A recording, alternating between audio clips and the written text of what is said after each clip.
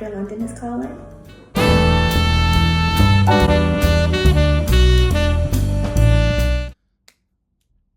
What's up, everybody? My name is Scott Salters. I am a recent graduate from Philadelphia College of Osteopathic Medicine with London, and I'm excited to be here today. So, today I was tasked by London to make a video.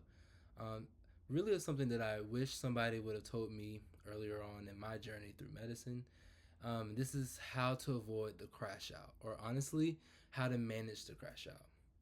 Because let's be real for a second. If you are pre med in medical school, studying for the MCAT, studying for boards, doing clinicals, balancing life, family, finances, relationships, there will always be problems. There will always be moments where you kind of feel a little overwhelmed. And I think sometimes social media makes it seem like everybody in medicine has it all together. Uh, Everybody's productive. Everybody's aesthetic and waking up at 4 a.m. and drinking green juice and starting their Unkies cards early. Meanwhile, people are crying in the library bathrooms. So I wanted to make this video as a reminder that struggling in medicine does not mean you are weak. Medicine is hard because medicine is hard. And honestly, sometimes the goal is not avoiding the crash out altogether. Sometimes the goal is learning how to manage it without completely losing yourself in the process.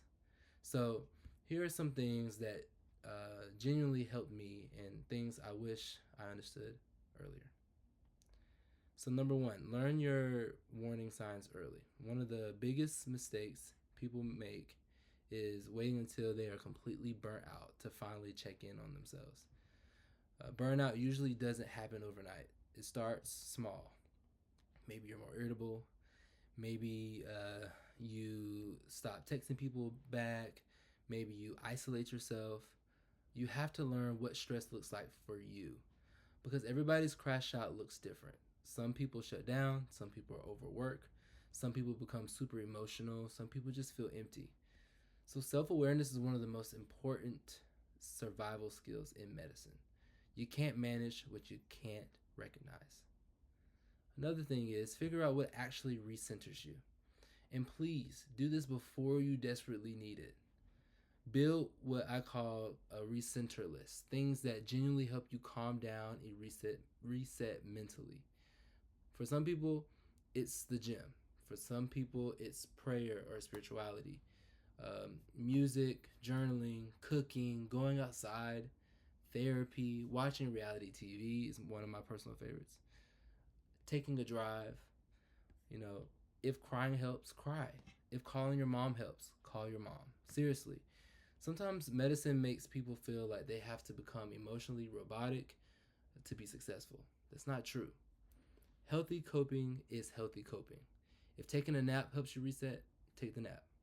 If sitting in your car listening to music helps you do that, do it. Stop judging yourself for needing comfort during difficult seasons. Know what studying, know when to stop studying is another one.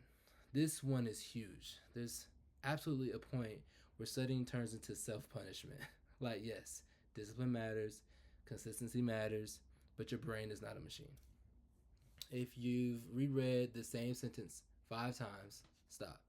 If you're getting irrationally angry at a practice question, stop. If you've been studying for 12 hours and retaining nothing, stop. A burnout brain studies longer but learns less. And medicine can make people feel guilty for resting. But rest is not laziness, rest is maintenance. Sometimes the most productive things you can do is close the laptop and go to sleep. Honestly, some of y'all need to hear this. You know, your worth is not determined by how much you suffer while studying. Like, you don't have to suffer to be successful. I want you to also lean on your support system. You're not supposed to survive this journey completely alone. One of the worst things stress does is convince you to isolate yourself. Do not disappear from the people who love you. Talk to your friends, talk to your family, talk to your mentors, your classmates. Go to therapy if you need to. Sometimes support looks very simple. Sometimes support is somebody bringing you food. Sometimes it's somebody listening to you vent. Somebody reminding you that you are more than just an exam score. And let me say this too. You do not get extra points for suffering silently. Please stop romanticizing the struggle. Medicine is already difficult enough. Use to-do lists. One of my favorite tactics is using to-do lists because your brain is overwhelmed all the time. Med students, pre-med students carry so much mental clutter. We have to worry about deadlines. We have to worry about exams, research, emails, shadowing, applications, clinical evaluations. Write those things down, please. Your brain will thank you for it later. Not storing 47 different tasks all in one file. We love planners. We love the Notes app. We love Google Calendar, sticky notes. Try to organize those tasks into must do this today. Maybe can wait. These are some of my personal things I need to get done today. And wellness tasks also count. That includes eating, making sure you're eating, sleeping, working out. Calling people back is one I'm still working on. Cleaning your room. These things also matter too. Sometimes productivity is just surviving the day in an organized way. Schedule joy on purpose is another one I want to talk about. This is one of the biggest lessons I've learned. You cannot postpone joy until after you become a doctor because there will always be another exam every single time. Another milestone, another rotation, another stressful season. Schedule things to look forward to now, whether that be a family dinner with friends, a concert, a gym class, a movie night, maybe a weekend trip, even just a coffee run down the street. Because having little moments of joy genuinely helps your mental health.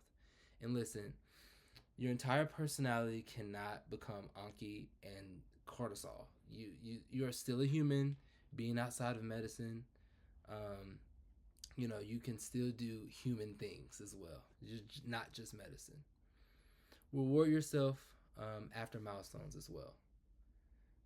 Medicine teaches people to immediately move the goalposts. You pass one test, and then you immediately start stressing about the next one.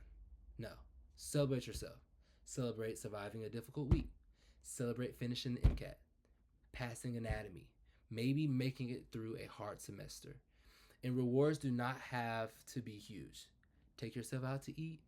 Buy yourself something. Some of my favorites is going to get some ice cream from Brewster's.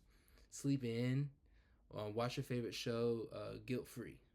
Because if you only celebrate at the finish line, you're going to miss your entire life trying to get there. But really, at the end of the day, I just want y'all to remember this. You are still human before you become a physician. There will be different seasons.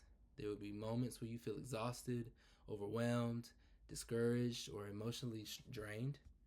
That means, and that doesn't mean that you're failing, And honestly, sometimes managing the crash out is the victory. Sometimes the win is simply getting through the week. Sometimes the win is asking for help.